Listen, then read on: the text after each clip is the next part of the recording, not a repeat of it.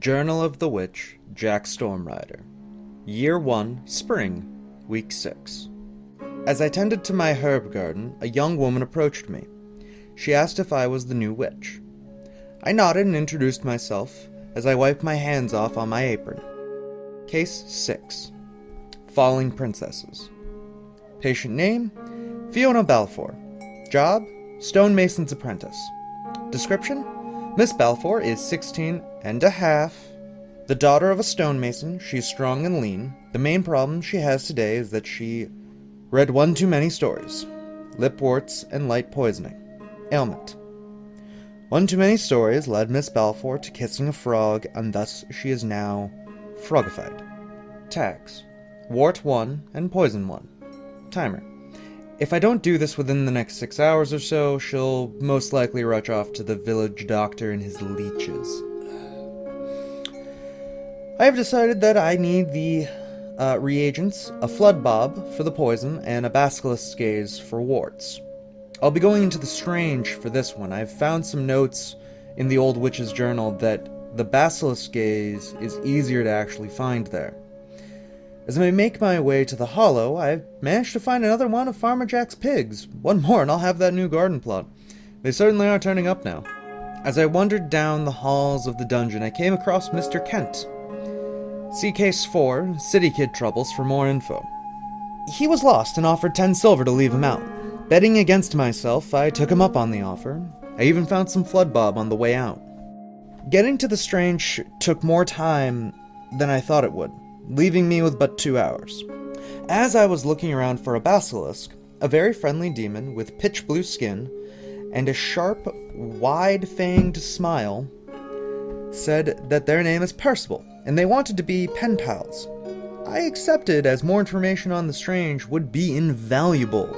The strange is a hard place to gather regents. The architecture is impossible in some places, and it seems that alleyways move and stalls exist one moment and change in another. A smiling, blue-horned demon, whose mouth was directly on its stomach, tried offering me a steaming pile of what smelled like brimstone and shellfish.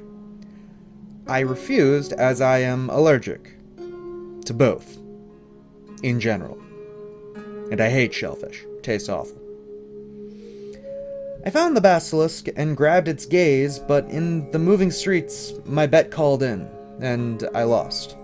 By the time I got home, Miss Balfour had left, and she left a note apologizing, but that she needed it fixed urgently. I decided to send the reagents to the Museum of Magic as to not waste them. I should be more proactive if I'm planning to go to a secondary location. I should also take some ailments more seriously.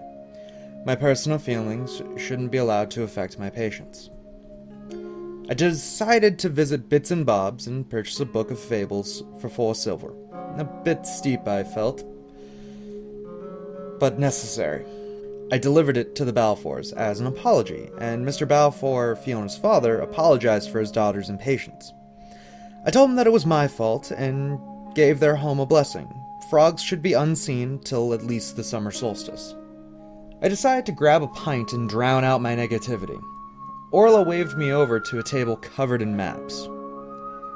"Fancy seeing you here. How is our local witch?" she asked. I shrugged off my cloak. Fine enough. Failed my last patient, though. And I told her the story. "Ha, that's why Liam was sour earlier," she laughed. I could listen to that laugh for... She was nice enough to not jeer me too much about it. I asked about the maps. "Oh, just working on a full layout of the hollow." I took out my hollow map. "Mind if I compare notes?" "I'll show you mine if you show me yours." She was smiling a wolf's grin. We compared notes, and I hope that this will make the hollow easier to traverse. I spent most of the night there. We had drinks, food, and we sang, and I could listen to her voice for weeks straight, easily. It was probably one of the best times I've had out here since I came. As I walked home in the wee hours of the morning, passing the baker, Clyde, He asked after my day, and I told him of the ups and downs, and he took pity on me and gave me a fresh loaf of bread and a songberry.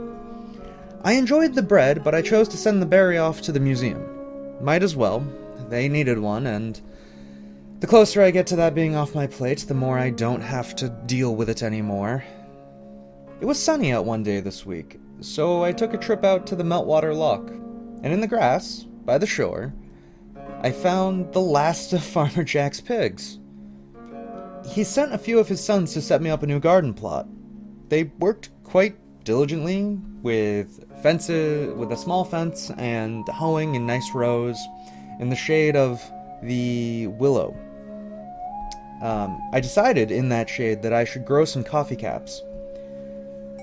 Some coffee caps with Surgeon always make for a great pick-me-up, especially after a night like I had earlier this week with Orla. Luckily, the weather held and I could spend some time in the sun by the loch. The loch it's this beautiful crystal clear lake, and as I looked carefully, I could make out some sunken ruins underneath. I'll have to find a way down there at some point. As I was rowing out to get a better look at what I think were stained-glassed windows, I heard a beautiful voice, and found myself quickly at an island, without even thinking of it. Her name is Maeve. She is a practicing siren. She apologized profusely and offered to get me a fish. I asked for some Shadow Shark ink, and if I could also grab some of her song. Both were sent off to the museum promptly.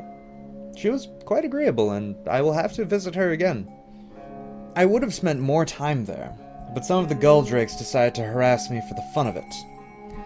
Little bastards. I spend some time both tending my new garden plot, but Orla has started coming by weekly for sword practice. One date I might win one of our sparring matches, though I don't see that happening anytime soon. End report.